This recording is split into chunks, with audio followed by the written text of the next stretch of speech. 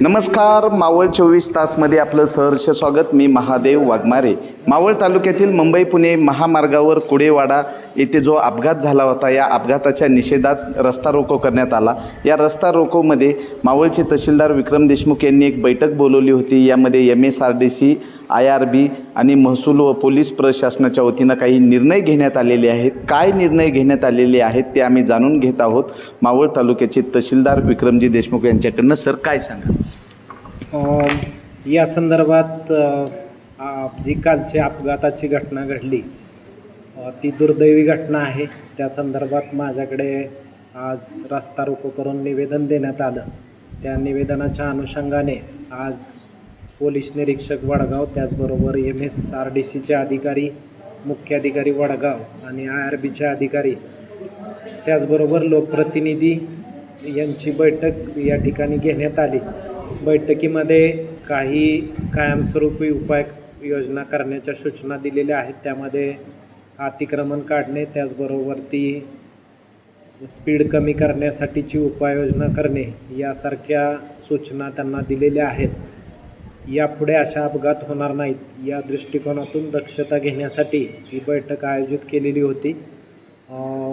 सर्व समावेशक सूचना तोंडी देण्यात आलेल्या आहेत. त्याचबरोबर लेखी सूचना आम्ही देतो आहे. यापुढे अशी घटना होणार नाहीत यासाठी प्रशासन दक्ष राहील.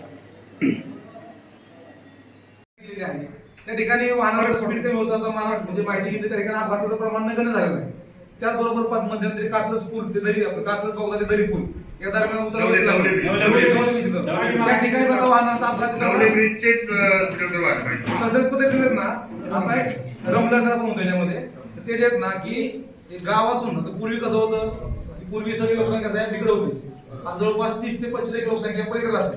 आमचं जवळपास म्हणजे रस्ता गावामधून गेलं.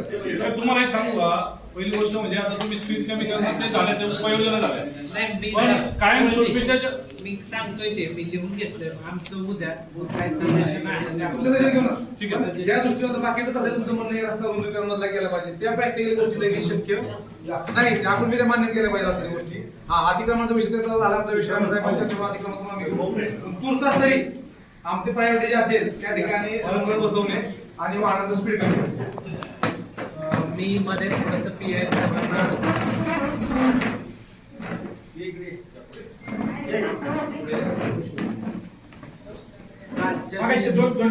मागाशी काय झालं म्हणजे सगळं आंदोलनाचा विषय, गर्दी आणि आपल्याला लवकर रस्ता मोकळा करायचा होता.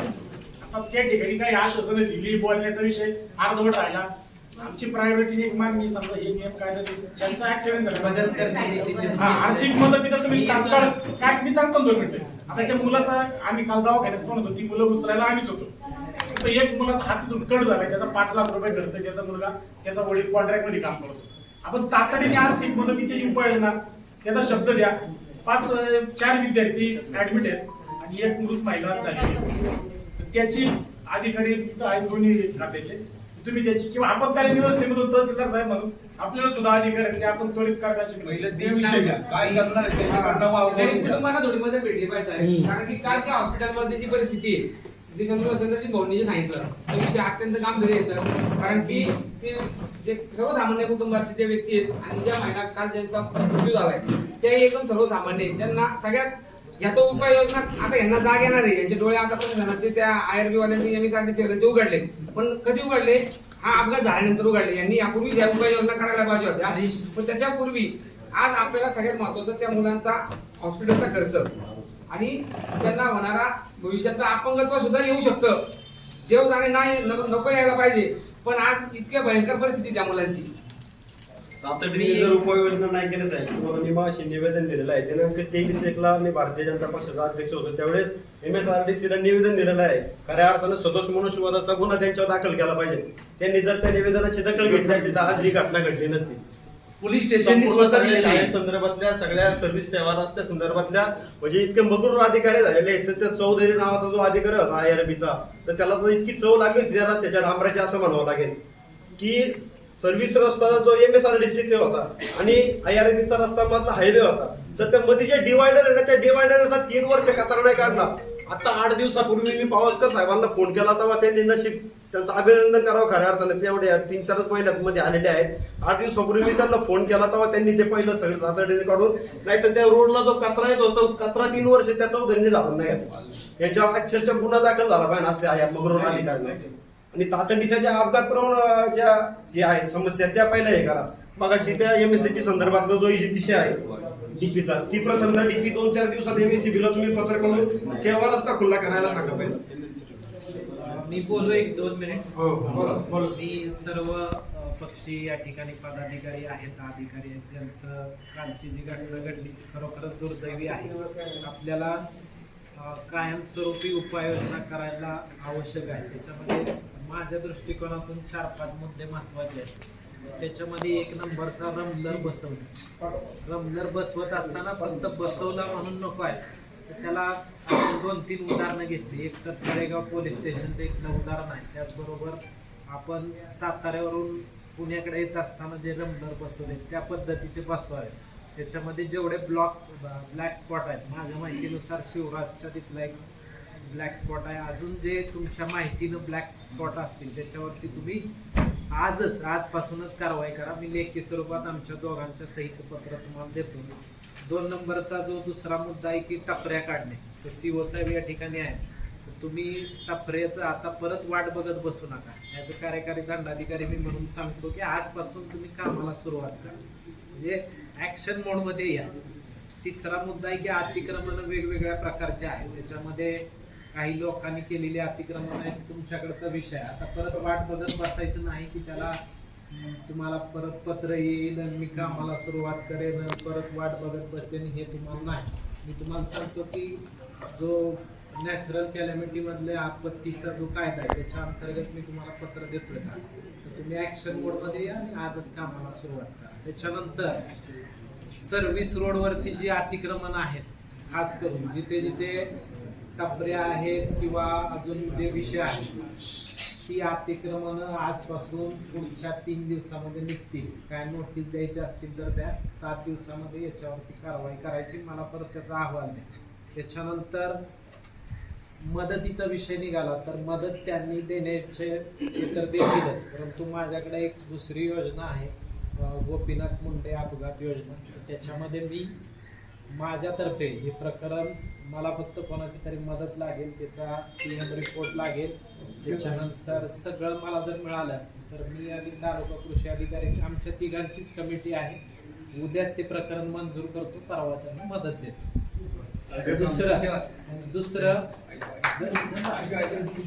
अजून त्याच्यामध्ये अजून जर कोणाचा अपघात असेल आणि त्या नियमाखाली जर मला देत असेल त्या शासन निर्णयाअंतर्गत, तर त्यांना सुद्धा मदत देता येते का, मी ते तपासून घेऊन त्यालाही मदत करतो. उद्याच बैठक घेतो कुठल्या संदर्भात, जी महिला मृत झालेली त्याला मदत देण्याचं काम माझं. आता तुम्ही मदतीचं तुमच्या मार्फत काय सांगताय ते सांगा. IRB कंपनी आहे का जी आता ते सांगतो. इंजर्ड आहे त्यांच्या संदर्भात पण इंजोर्डचं मला फक्त शासन निर्णय बघू द्या, मी मागवला आहे. त्यांचे मुलगा आता आहे ना 12वी पास झालेले आहे. आमची विनंती IRB कंपनीमध्ये त्याला कुठेतरी कामामध्ये कमावता तर कुणीच नाही राहिले. आता तुम्ही त्यांची परिस्थिती बघितली का,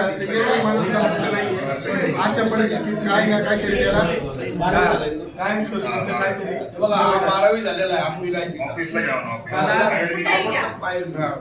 पण कारण 80 वर्षाची त्याची आजी आहे घरामध्ये, त्याची दोन बहिणी आहेत. IRB आणि MSRB आयुर्वेदच्या ऑफिसला घ्यावं ना, त्यांना सांगा कोणाच्या अधिकारात ते द्यायला घ्यायचा.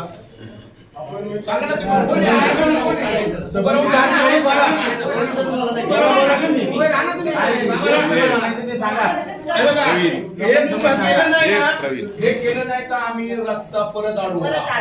त्याला जबाबदारी तुम्ही सांगा, आम्ही परत रस्ता अडवू. ऐकणार नाही कुणाचं, आम्हाला जे पण बसायला लागेल तरी चालेल. आणि तुम्ही लोक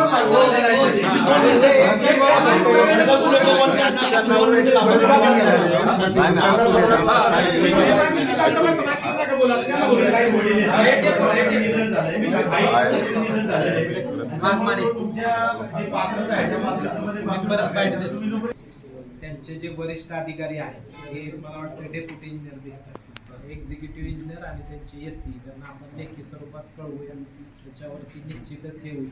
तुमच्याकडून इतर शब्द तुम्ही देणार आहात का कसं आहे?